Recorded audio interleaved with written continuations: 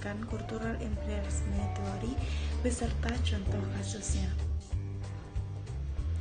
Imperialisme budaya pertama kali dikemukakan oleh ekonom politik dari Amerika yaitu Herbert Schiller pada tahun 1973. Tulisan pertama Schiller yang dijadikan dasar bagi munculnya teori ini adalah Communication and Cultural Domination. Teori imperialisme budaya menyatakan bahwa negara barat mendominasi media di seluruh dunia ini, maka media massa negara barat juga mendominasi media massa di seluruh dunia ketika.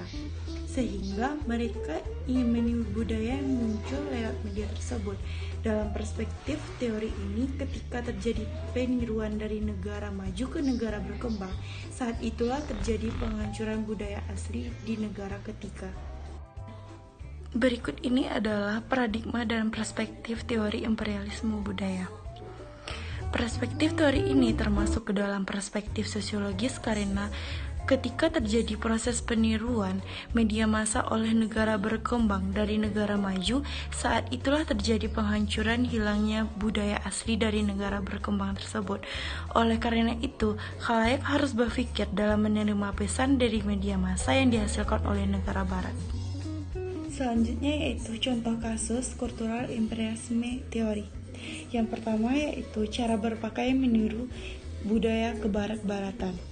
Di Indonesia, dengan hal seperti ini bisa dilihat dari gambar di samping, orang-orang di Indonesia untuk beradaptasi dengan baik terhadap budaya barat, sehingga menjadi terpengaruh, sehingga cenderung bergaya hidup dengan kebarat-baratan dan memudarnya budaya timur itu sendiri.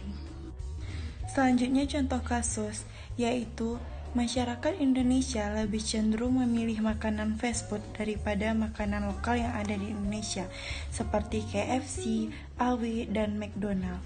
Dan survei membuktikan 150 responden yang berdomisili di Jakarta membuktikan KFC berada di peringkat atas mencapai 38,7% yang berdominasi pilihan fast food di kalangan anak muda, sementara AW menempati peringkat 2 dan McDonald berada di peringkat ketiga.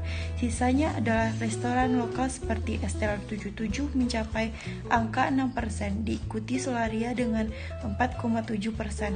Bukti orang Indonesia memilih restoran cepat saji dibandingkan makanan lokal. Contoh selanjutnya yaitu di televisi Indonesia lebih banyak menayangkan film-film barat seperti yang ada di samping ini.